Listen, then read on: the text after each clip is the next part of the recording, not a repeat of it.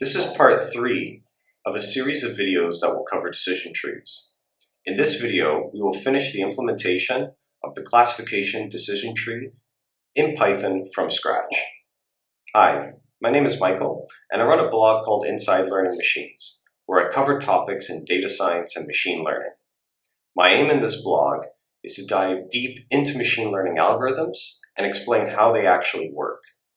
You can find a link to my blog in the description below. Now in parts 1 and 2, we introduced decision trees and began the implementation of the CART algorithm in Python. Now if you haven't seen those videos yet, I recommend that you check them out to have a better understanding for what will be discussed here. I have links to both of those videos in the description below. For part 3, we will complete the model implementation in Python for the classification use case. Afterwards, we will test out this implementation to make sure that it works. Now, if you stick around to the end of this video, I will also compare our implementation with the out-of-the-box decision tree classifier that we can get from Scikit-Learn. So now we'll proceed to implement our decision tree classifier. Now that's going to be done within this class here, DecisionTreeClassifier. Now it's going to inherit from DecisionTree, which is the class that we implemented in part 2 of this video series. So if we scroll back up,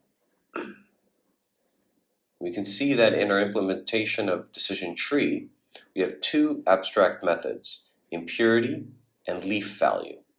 Now these two methods will need to be implemented in our new class in order for our implementation to work. So let's go back down. The first thing I'm going to put together is our initializer function. So that just takes in the hyperparameters for our classifier, and that's going to include maximum depth, the max depth of the tree that it's allowed to grow, the minimum sample split, so the minimum number of samples at a given node for it to be able to split off into two different child nodes. And then also I allow the user to specify a loss, and that's given by this string. In this implementation, two different loss functions will be supported, the Gini impurity and the Shannon entropy. So that's what's being done inside this function here. I just call the initializer, I pass through the hyperparameters that were read in to decision tree, and then I record the loss. Now the first thing I'm going to do is implement the Gini impurity. So that is what is being put together in this function. So if we go back to the slides from part 1, this is the equation that is being implemented right now. So this is just the Gini impurity. So if we go back, that's what's covered in our function here. I'm also implementing the Shannon entropy. So that's what's taken care of in this function. And that is what is done. That function implements this equation here at the bottom of the slide. So with those two different loss functions, we can now flesh out our abstract methods. So the first is the impurity. So I implement this and I base it off of the user input for what they want the loss to be. So if loss is set to Gini, then I call the Gini function. Otherwise, if the loss is set to entropy, then I call the entropy function. And the resulting impurity value is returned.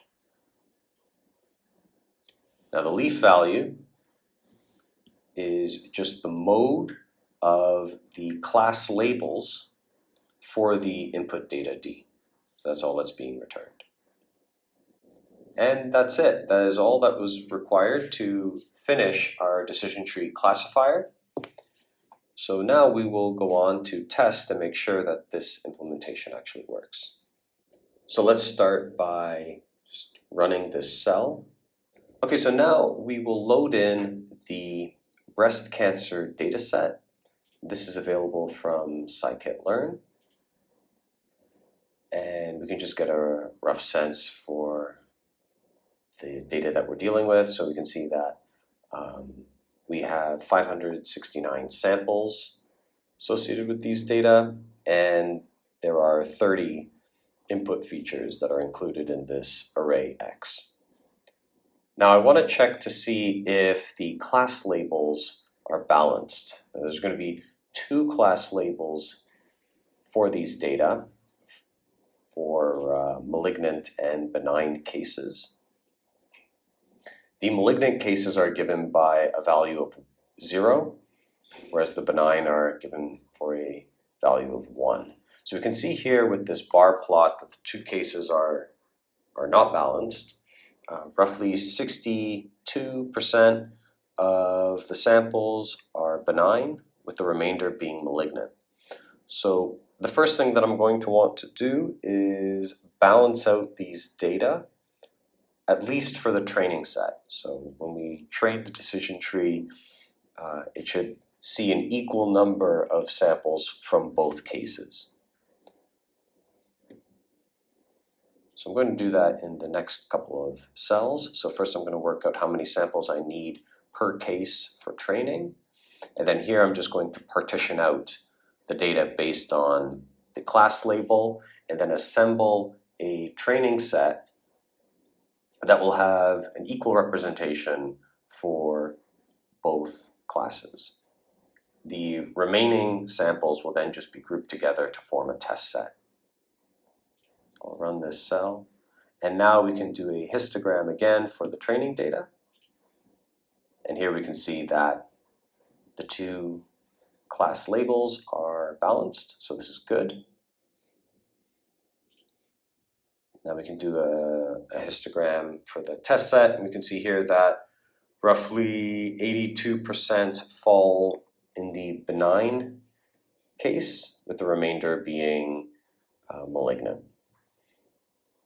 So this is good. This means that at least for when we're training our model, we will not introduce any kind of bias because of the class imbalances.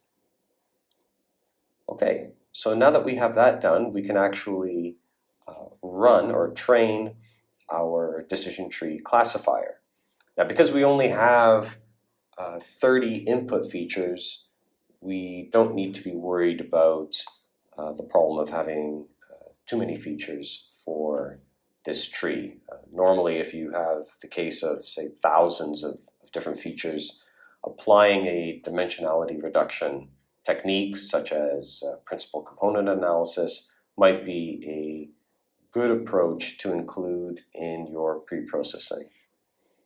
But in this case, we don't need to worry about it for this small data set. So let's just go ahead and train the classifier.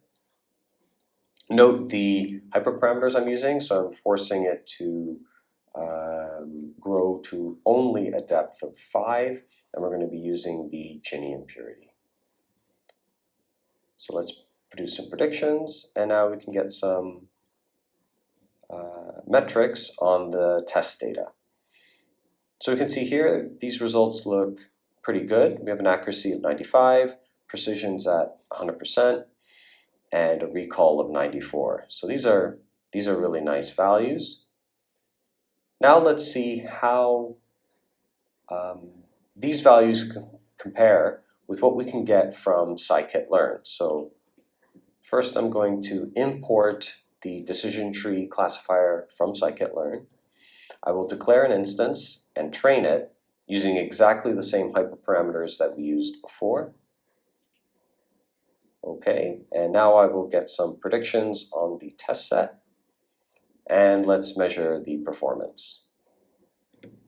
Okay, so we can see that these values are roughly the same. So we have an accuracy of 96, precision of 99, and a recall of 95. So they're quite similar to what we got already, and this is pretty encouraging. It looks really nice. Now, before I did actually run this, I ran it for a few different configurations of the hyperparameters. So yeah, you can see that in the table below here. The only hyperparameters that I was including here was the impurity metric, so either Gini for entropy, and then I was playing around with the max depth. So we can see here the results for different settings for both the Scikit-Learn model and our custom implementation. And we can see here that for every single configuration that I tested, both the custom model and the Scikit-Learn implementation yield pretty similar results. So this is very nice. It tells us that we did a good job at putting our decision tree together. So that is very good. If you are curious about playing around with this code yourself, I do have it on my GitHub. I have included a link to this notebook in the description below. In part 4 of this series, I will conclude by implementing and testing the regression decision tree algorithm. Stay tuned to make sure you don't miss out on that content. If you enjoyed this content, please like the video or subscribe to the channel. If you would like to learn more about decision trees and machine learning in general, please visit my site, InsideLearningMachines.com. I have included a link to my article on decision trees in the description below. Have a great day and see you in the next video.